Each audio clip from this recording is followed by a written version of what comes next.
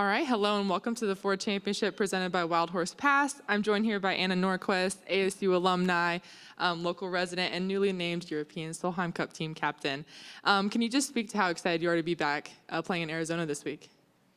Yeah, this is where I live, and this is where my whole journey to professional golf started, getting the opportunity to come play for Arizona State University. So I think it's always a special feeling. It's different like getting to sleep in your own bed this week, but I love it, and I think it's awesome. I get to play with Tim, the main guy from Ford who's made it possible for us to play here this week. And I was just saying to him how much it means for us to have a stop in Arizona, because for many years we didn't have one stop here. So it's just really great. I mean, it's good vibes. Everyone was telling me yesterday, obviously it was 97 degrees, 98 degrees, and asking me about the weather, and I said, yeah, this is normal weather for maybe end of May.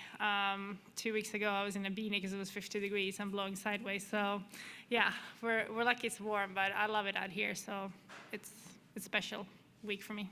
Yeah, and you talked a little bit about going to Arizona State, coming here. Can you just talk about, too, what going there has meant for your development and to where you kind of are now? Yeah, I started playing when I was 13, so I think I was pretty late, but I did a lot of other sports. So I think when I kind of got hooked into golf, and there was a lot of Swedish girls going to the US, so I kind of wanted to follow along, and I thought it was an amazing opportunity to get green grass more than, 6 or 7 months out of the year. So I was just lucky to get on the national team, get some international experience, and get recruited. I don't regret it one day that I got the chance to come here. I loved every minute of it, and I played for the team for 2.5 years. It's now, I mean, next year will be 20 years ago since I think I moved to the US, and I came here with 2 suitcases and a golf bag. So it's quite amazing what the game of golf has given me and the opportunities it's given me, the people that I met, and yeah, I mean, to call this your job, I feel you're very fortunate, because it's like when you do what you love, like it doesn't feel like you work a day in your life. And a new opportunity that's arisen for you, a European Solheim Cup team captain for 2026. You've had a lot of media over the past week with that announcement. Can you just talk about the overall reaction and what it's been like to hear from other people congratulating you and different notes you've received on the announcement? Yeah, so it's obviously, I feel like it's the biggest honor you can get as a European golfer to be named captain for the Solheim Cup. I don't think I've been shy about how much that tournament means to me and my family, and having gotten the opportunity to play in a lot of them, and now being the captain. I found out about it in November last year. So it's been quite hard to keep it a secret, but it's also been fun to tell my closest friends and family in person and seeing their reactions, and just sharing those moments with them. But I think so far, it's been pretty good.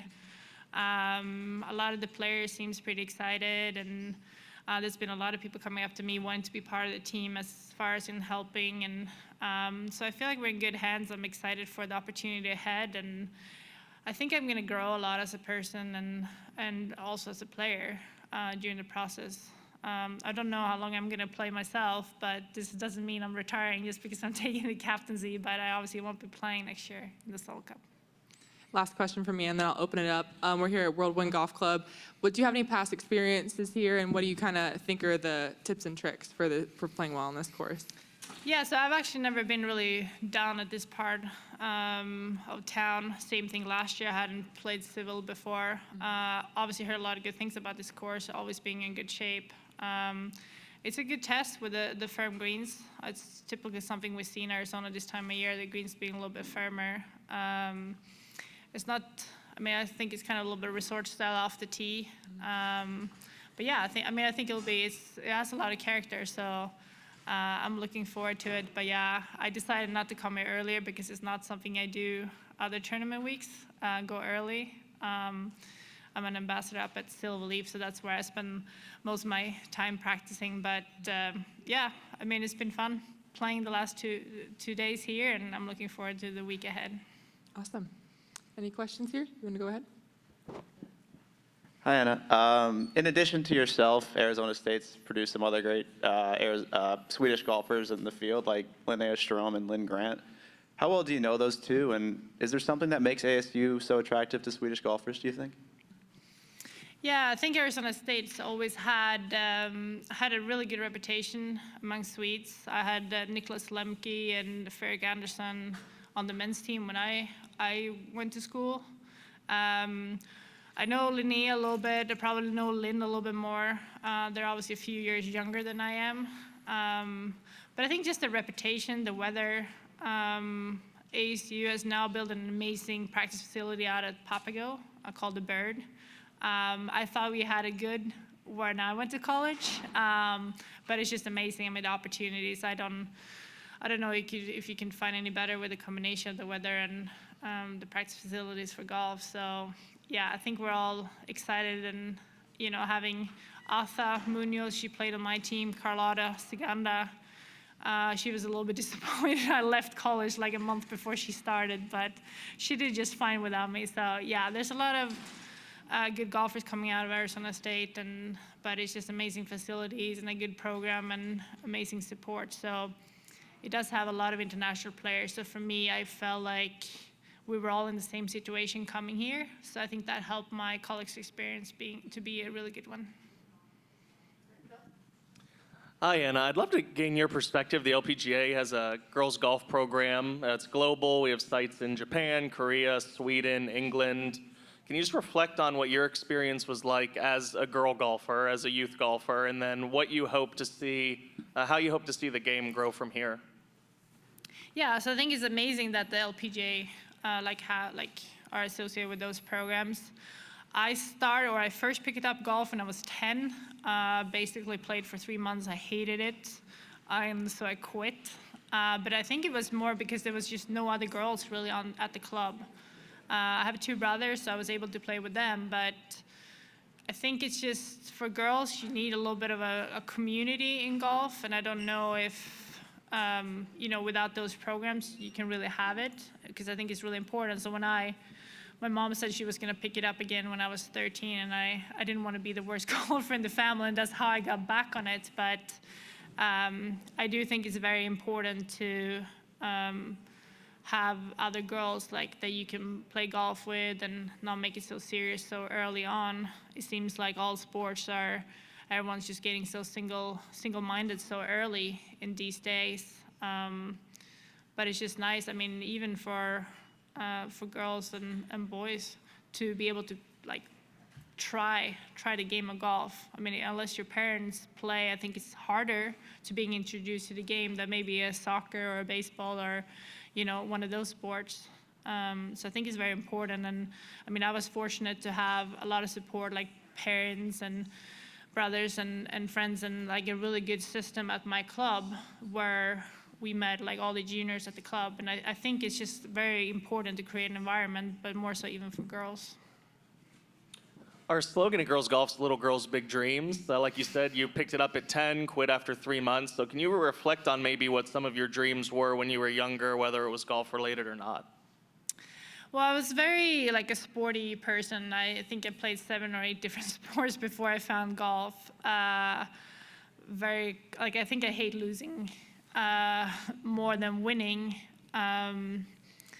So yeah, for me it was just trying to find something I was very passionate about. I tried team sports, I liked it, but for me it was something being able to do it on my terms. I think I've always been known for a hard worker, and people at my club, they would go out, play 18, go for lunch, and I was still out practicing.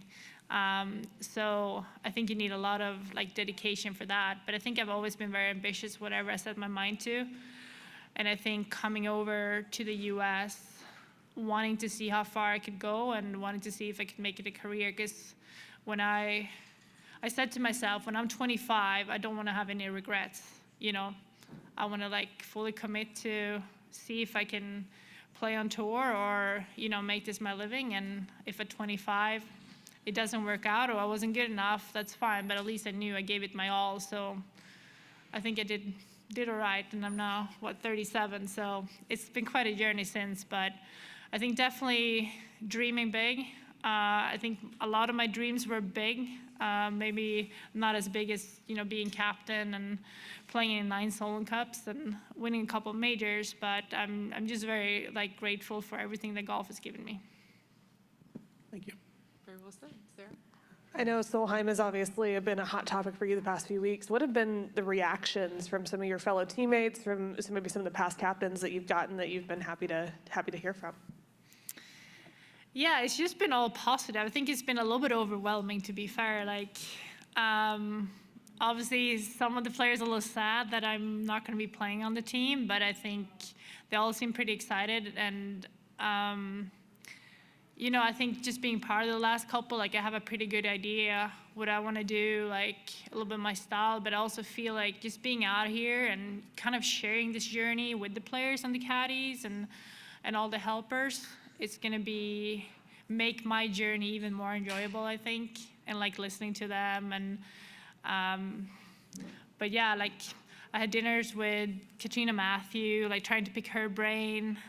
Pia Nilsson, she lives in town, so it's just all been fun, and I think they've all been just very encouraging in me doing it. I feel like I'm at a time in my life where I kind of live for the moment and just trying to embrace the opportunities and the days that I have ahead. And it's just been, we had a clothes meeting last week talking about the clothes, I love design, and it's just very cool because I've been vice captain, but literally now you're the one who's calling all the shots, and it's well, what do you want to do here? And I was well, what does everyone else think? It's no, it doesn't matter. It's whatever you want to do. So it's definitely a new position.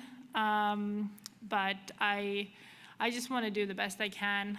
It's one thing being a captain, but I think for me, I really want to do a good job, and I want to make sure the rookies or everyone else on the team get to enjoy it in the same way I've gotten to enjoy it in the time that I've had the opportunity to play on the teams, because those are really the times of your life. And I don't think there's any moments in my career that's going to beat the times that I got to represent Europe inside the ropes. I know last season may not have been what you exactly wanted on the golf course, but looking ahead to this is where the meat of the schedule really picks up. How good are you feeling about your game right now, and what are you most looking forward to, this season and just playing and competing again?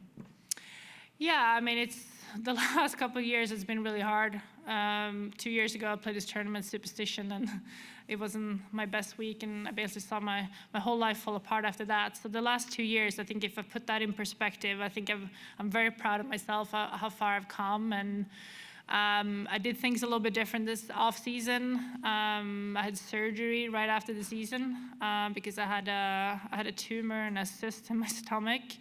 It was all benign, so I was lucky. So it sidelined me for a while. I wasn't able to do anything. I went to Bali for a couple of weeks on this. It was kind of a retreat. Everyone thought I was on vacation, but I was doing a boot camp with 2 workouts a day with my trainer. So I think it's just, I've always constantly wanted to get better, and then as a person and as a golfer. So I just, I still love this game, and I feel like I've been putting in a lot of work, and probably my biggest asset over all these years is that I've always been very motivated and inspired. It's hard keeping up with all these young girls these days because they're so good. But I think at this time in my career, I feel like I'm trying to play golf because I love it and because I'm passionate about it.